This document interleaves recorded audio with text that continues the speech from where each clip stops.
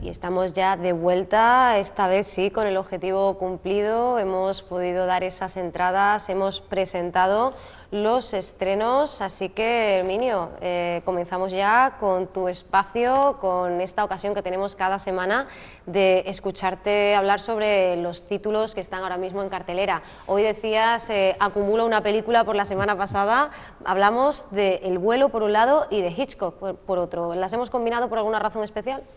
No, simplemente que son dos películas que he visto. Entonces, pues como las he visto y como la semana pasada no pude venir, pues me apetece también hablar de ellas porque son películas que por distintas razones han despertado mi curiosidad. En primer lugar, si hablamos de Hitchcock, pues es una película que yo tenía curiosidad por ver cómo se ve tratada una figura tan compleja, tan difícil, tan conocida como Hitchcock, ¿no?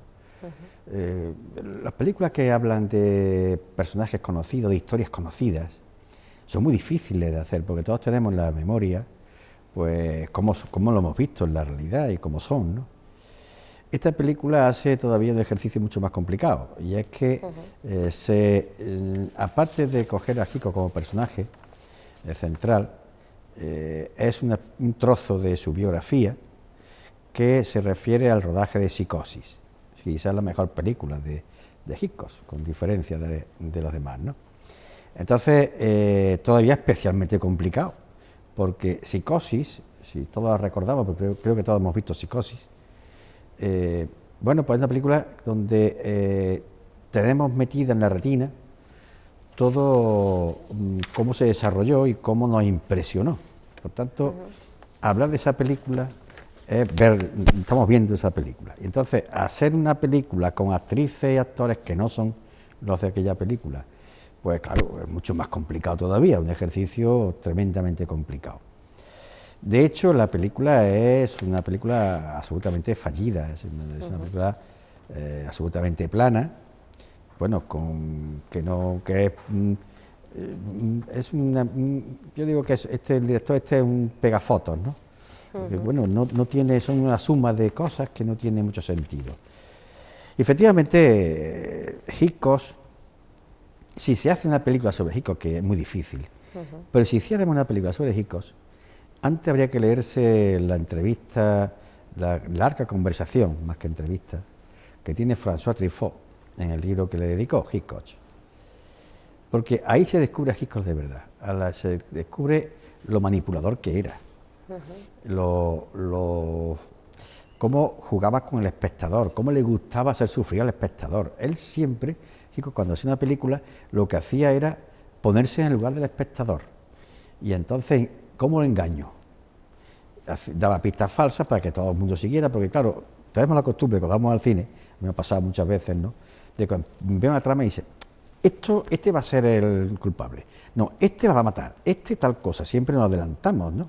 Porque, claro, el desarrollo de la película, pues bueno, pues nosotros ya aventuramos un final en función de lo que estamos viendo. Hitchcock manipula eso, lo que hace es que te lleva por un camino y sale por otro. Entonces, Psicosis es genial, absolutamente genial, porque nadie se le había ocurrido matar al protagonista casi al principio de la película, ¿no? Un tercio de la película la mata al protagonista, te quedas muy despistado, ¿no? Entonces, estas manipulaciones que empleaba y cómo lo hacía, se refleja perfectamente en este libro de Truffaut, que supongo que el director de esta película no la ha leído, porque si no, no hubiera hecho esto. La película, es una película plana, una película donde la interpretación de Anthony Hopkins está muy impostada. Sí, incluso muy se ha criticado el exagerada. látex, ¿no?, de la caracterización. Sí, pero eso es fruto de que no ha habido un director de actores ahí. Sí, pero que hay en general una sensación de artificio, ¿no? Absolutamente, o sea, es un personaje que no te lo crees para nada. Y es raro, a Anthony Hopkins no creérselo es muy difícil, pero creo que le han obligado a hacer un papel ahí, o lo ha obligado, o él se ha ofrecido, a hacer un papel ahí de un personaje súper conocido, que todos hemos visto muchas veces, y que, bueno, pues ahí no, bueno, pues él no da ese personaje, para nada. Al contrario de Helen Mirren, que es la que hace de mujer, de Alma, que es un personaje tremendo. Y sobre todo a mí una actriz que me gusta mucho, Toni Collette, que hace el papel de secretaria, que si recordamos era la madre de pequeña Miss Sunshine, y es una actriz que a mí me gusta mucho y está muy bien también el papel, ¿no? Y el resto, bueno, pues el trabajo de producción que Hitchcock financia su película porque la Paramount se niega a financiársela, nadie cree en Psicosis, nadie cree en ese libreto, ni en ese guión, y bueno, pues él se hipoteca su casa para hacer la película, que le costó 800.000 euros y que recaudó 32 millones, dólares, y que recaudó 32 millones de dólares. Y la Paramount se tiró de los pelos, lógicamente, porque claro, se fue una joya, no supo ver que tenía una joya entre manos y bueno, pues aquello le sentó muy mal a Paramount. Se quedó con la distribución de la película de Psicosis y bueno, aquello fue además muy poco tiempo, porque después pasó a Universal. La película no habla para nada ni hace referencia a la complejidad de los personajes, no hace para nada referencia por ejemplo, algo tan simbólico y significativo como la casa de Norman en la colina, que es bueno, que se hizo en la película, se construyó en estudio Universal, se construyó la mansión, que era una copia de la pintura de Edward Hopper, y que bueno, pues la referencia era clarísima a la pintura de Hopper, y que para nada se hace referencia en la película. En fin, la película tiene unas carencias enormes, ¿no? Se centra más o menos en una historia muy etérea, un poco sustanciada, de unos celos de Hitchcock con su mujer, porque su mujer se va a escribir con un escritor.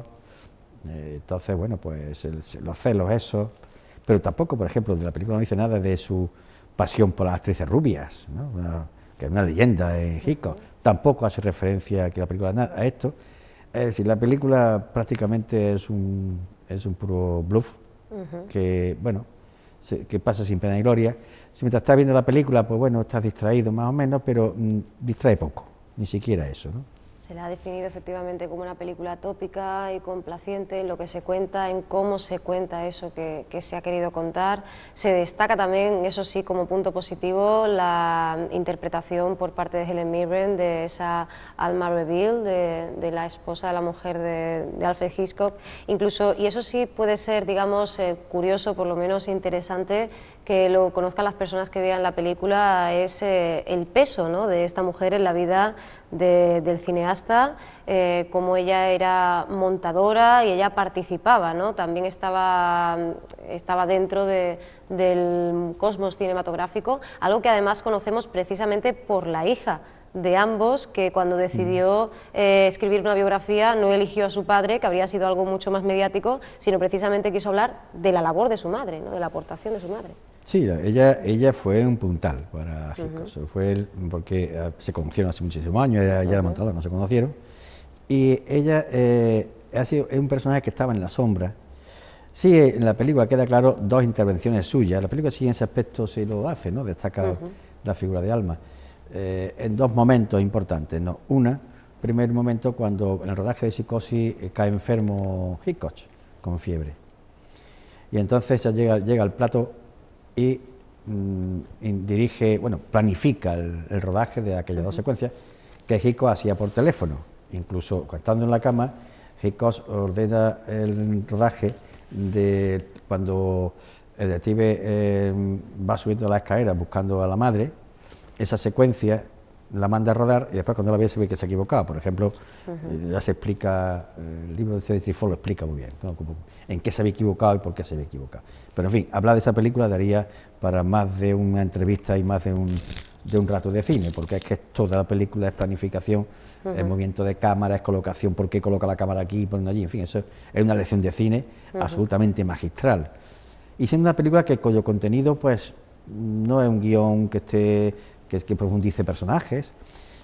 Hitchcock tenía esa virtud de cogía a los personajes, le daba 4 brochazos y los ponía a andar por allí, no profundizaban los personajes, porque Hitchcock lo que sabía hacer de forma magistral era contar la historia, que es lo que le interesaba, contarla con cierta suspense que se llamaba, ¿no?, de esas situaciones que no sabes cómo va a quedar, ¿no?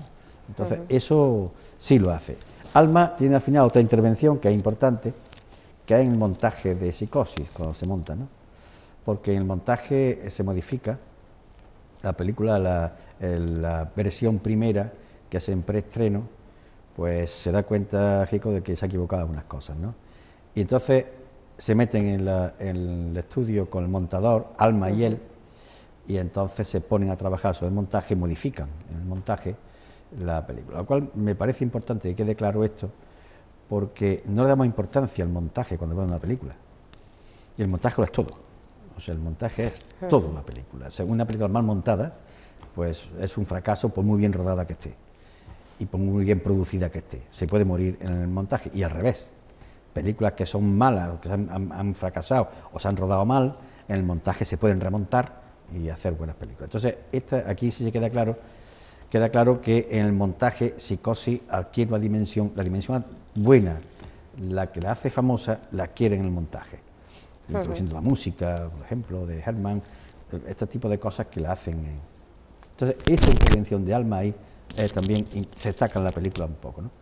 Pero, salvo eso, digo, la película no tiene tampoco mucha defensa. Y encima se le ha acusado de parecerse sospechosamente, sobre todo en la estructura, a un biopic también reciente, Mi semana con Marilyn. Y bueno, incluso se ha relacionado con una TV movie de HBO que abordaba la tensa relación de Hitchcock con Tippi Hedren, con la actriz. No te preocupes, estamos en directo, así que bueno, es normal que pasen estas cosas. Bien. Bueno, sí, él tuvo el pago Tippi Hedren, que después hizo con ella Los pájaros. Fue un producto suyo. Es decir, que él se llevó más con Tippi Hedren porque Tippi Hedren de alguna forma le falló. Entonces, pero fue su creador, es decir, Eva Maria Saint, por ejemplo, o Tippi Hedren son rubias características de Hitchcock que él lanza al cine. Las dos se estrenan con él en sus películas. Después no llegaron lejos porque no eran actrices importantes ni eran buenas actrices, ninguna de las dos, pero se lanzaron con Hitchcock. Entonces, su relación con la rubia, por eso les digo que en la película no queda claro, no queda para nada, ni siquiera insinuado. Queda un pasaje, sí, con Scarlett Johansson, que hace el papel de Vera Miles en la película, y que, bueno, pues hay un momento de tensión y de proximidad con Scarlett Johansson en una cena, pero ya está, no pasa de ahí. La película hace mucho hincapié en una de las secuencias quizás más importantes de la película, que era la escena de la ducha. Entonces, él se tardó 6 días en rodar esa película, o sea, en esa secuencia, porque es que el efecto que se quería conseguir fue, Hitchcock no lo veía, ¿no? Y entonces incluso tiene que ir personalmente que eso sí está en la película y está en la historia de Hitchcock, a coger el cuchillo y hacer, para demostrar cómo tenía que, para despertar el terror en la cara de la actriz, ¿no? Que el otro pues hacía así, bueno, y ella pues chillaba, pero él quería terror, y el terror era coger cuchillo ahí y se para allá, y sí, aquí va a haber terror de verdad, ¿no? Y la cara de ella descompuesta cuando ve a Hitchcock con un cuchillo que lo va a matar, ¿no? Y entonces ese plano de la cara de Vera Miles, por ejemplo, si recordamos la película, de terror que tiene, fue provocada por eso. Entonces, pero hasta que se llegó ese momento, se hicieron muchas tomas que ninguna satisfacía a Hitchcock. Es decir, eso sí está en la película, porque también Hitchcock tenía que rodar y bregar con la censura. La censura era terrible. No podía sacar, claro, en una ducha sacaba a una mujer que la van a apuñalar sin sacar los senos y claro, pues era muy complicado, ¿no? Entonces, que si de espalda, que si con la cortina delante, que si... Para que no, la censura le prohibió concretamente, le prohibió la película. En este sentido, Herminio, muchos críticos han coincidido en apuntar que aparte de ser superflua esa aproximación al personaje y a la historia, también falta quizá pues adentrarse más, ¿no?, en ciertos detalles que sean más reveladores o en ciertos puntos que podrían haber sido más susceptibles o que al menos podrían haber dado juego. De hecho, la crítica Mariló García dice que es absolutamente imprescindible conocer la biografía del personaje antes de ver la película y, por supuesto, haber visto Psicosis, ¿no? Yo creo que esto ya nos da una idea de las carencias, ¿no?, que pueda tener. Claro, la película sin haber visto Psicosis no tiene sentido, para nada.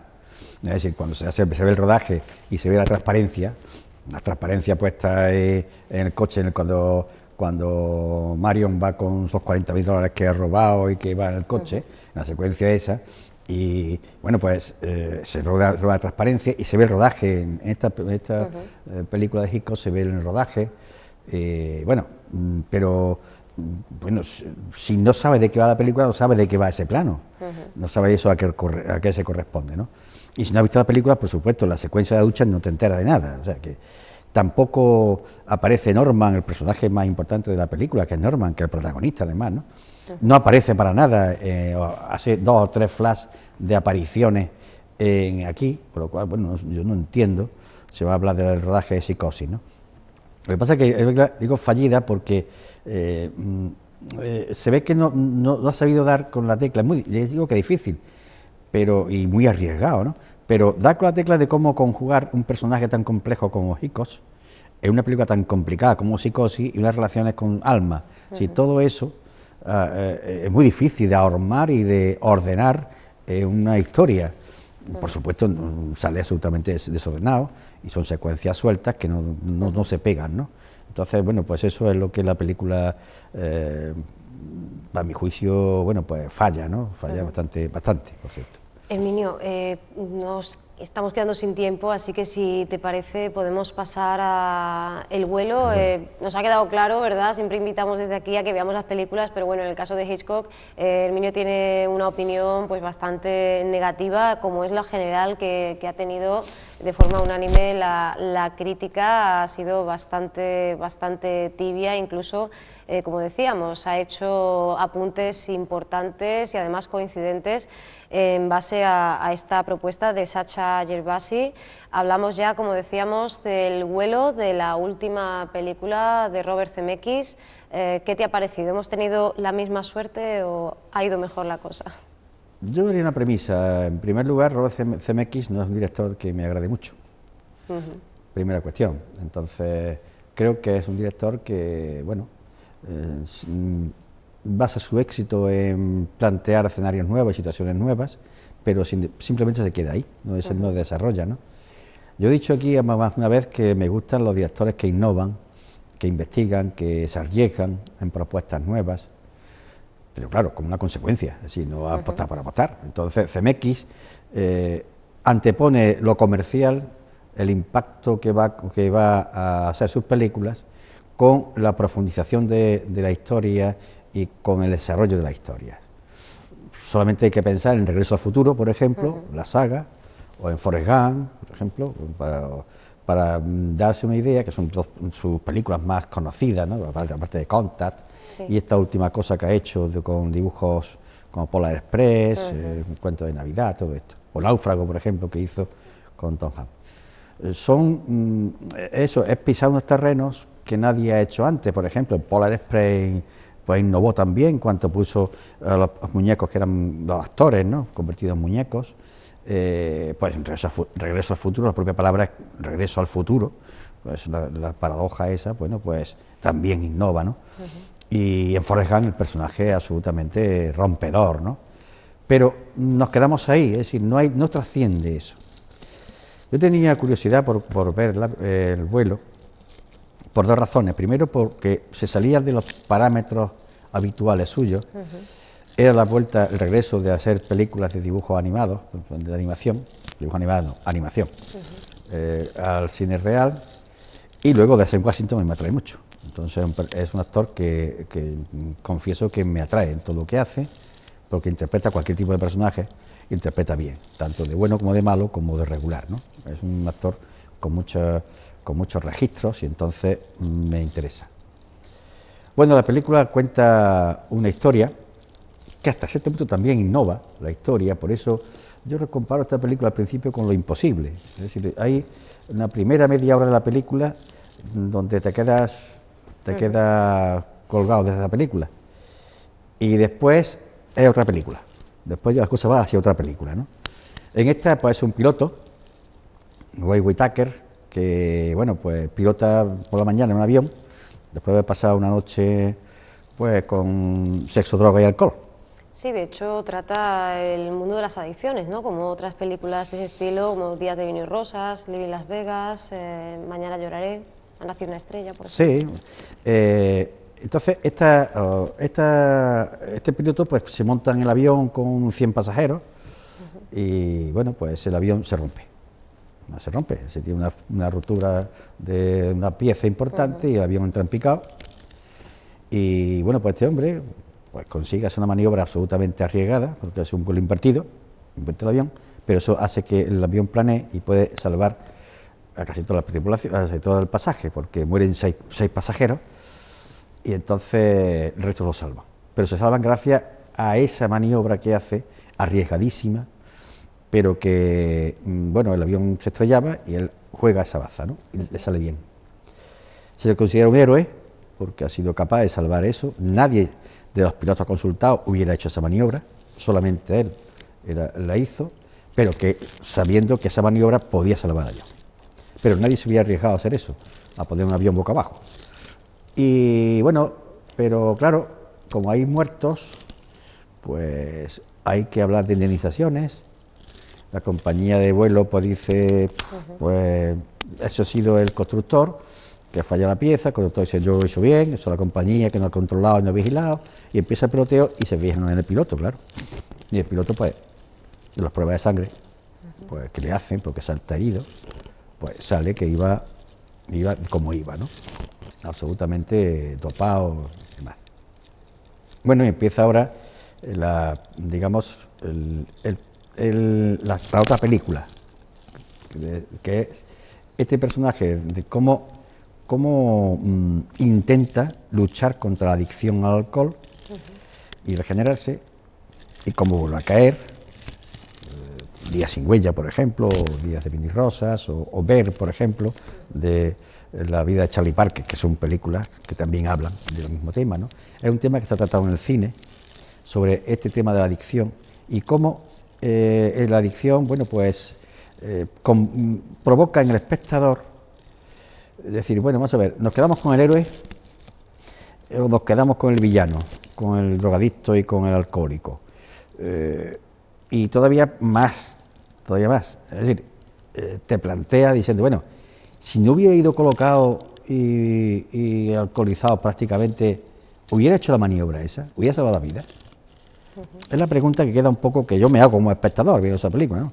Y si hubiera sido normal, porque los pilotos que consultaron, los que estaban haciendo la investigación del accidente, pues pregunta a todo el mundo, los pilotos, yo no hubiera hecho eso, ni se hubiera ocurrido hacer eso, ¿no? Sin embargo, a él se le ocurre porque era buen piloto, se le ocurre porque iba en unas condiciones de euforia, y si esas condiciones de euforia han salvado vidas, entonces los pilotos tienen que ir eufóricos para salvar vidas, caso que se produzca. En fin, son interrogantes que se plantean en la película, pero para nada, por supuesto, el director toca eso, ¿eh? Yo me lo planteo porque me lo planteo después, viendo, ¿no? El tema, pero el director pasa de eso absolutamente. Entonces, ahí, al final, a mi juicio, sale el CBX saca la patita al final, ¿no? Claro, sí, eso se ha criticado mucho, la resolución de la historia. Un final moralizante. Sí. De hecho, él habla de la idea de Dios, dice, no es una película religiosa, pero la idea de Dios es importante, ¿no? Es que no viene a cuento, o sea, que son personajes, y es que es como si se arrepintiera CMX de que ese personaje iba bien, prácticamente, la película es bastante irregular, ¿no? Iba medio bien. Y bueno, con altibajos, pero la película tenía sentido, ¿no? Pero llega al final, y al final te deja absolutamente, dice, bueno, pues venga ya, hombre, con esto, ¿no? Entonces, hay otra cosa que a mí yo destacaría, no ya de la película, sino en el cine americano actual, cómo se están produciendo porque antes los héroes, digamos, se producen los héroes que son personas no ejemplares, porque estamos acostumbrados de que el forma de vida del héroe americano era el bueno, ese es el bueno, y el bueno hace cosas buenas siempre, respeta la ley, es guapo, es alto y encima pues ni bebe, se enamora de la chica guapa, en fin, es el tipo de héroe que todos conocemos. Pero últimamente yo creo que a través que recuerde de Sin Perdón, de Clint Eastwood, el protagonista, el héroe ya es un malo, porque en Sin Perdón no hay buenos, hay malos y muy malos, pero buenos no hay. Y el malo, el protagonista es un malo. Es decir, donde ya las cuestiones personales quedan reflejadas y, bueno, no son los personajes inmaculados, son personajes, bueno, que tienen sus debilidades, sus vicios, sus historias, ¿no? Y ahí queda, yo creo que ahí arranca un tipo de héroe, antihéroe, que se está manifestando en el cine americano últimamente. Esta película engancha con ese tipo de héroe. Y sobre todo hay una cosa que es importante, que yo creo que coincide en otra película que también está en cartel y que hemos hablado aquí de ella, La noche más oscura, donde se permite, si se tolera, que el héroe que se hagan ciertas cosas que no están bien, pero que justifican un fin. Es decir, está mal beber esnifar coca, eso está mal. Hombre, ha salvado vidas. En La noche más oscura está mal la tortura, no se puede torturar, no se puede actuar de la forma que actúa la CIA, pero han matado a Bin Laden.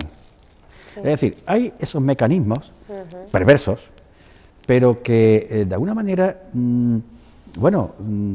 hace reflejar un estado anímico de la sociedad americana, en este caso, que, bueno, está evolucionando hacia este tipo de cosas que transige con ellas, ¿no? Luego ya el mundo de los buenos, el mundo de los malos, se entrecruza de tal manera que ya no sabes quiénes son los buenos y quiénes son los malos, sino quién consigue el objetivo y quién no lo consigue, porque todo vale, ¿no? En estas cosas todo vale. Y un poco por ahí la reflexión que yo hago de esa película, que vosotros no hace, pero que yo digo eso hace porque de la película no trasciende eso, trasciende la lucha de un personaje como Denzel Washington, que está muy bien en la película. En la película hay 3 actores, básicamente, ¿no? Denzel Washington, John Goodman, siempre absolutamente genial en sus apariciones, y Don Charlie, que se ha destacado mucho, ¿no? Se ha destacado, los 3 actores son magníficos. Bueno, John Goodman, yo soy un fan de John Goodman, porque además hace un personaje muy parecido al Gran Lebowski, un personaje así, bueno, pues subido de droga, en fin, muy curioso, ¿no? Entonces, esta película con ese pedazo de actor que es de ese Washington, bueno, pues sin ninguna duda el personaje es creíble en su lucha personal por redimirse y también por taparse a sí mismo. Si él se monta una cortada perfecta, si él es capaz de seguir para adelante y no mentir, o sea, y mentir, mejor dicho, no decir la verdad, si es capaz de seguir para adelante con eso, queda como héroe absoluto.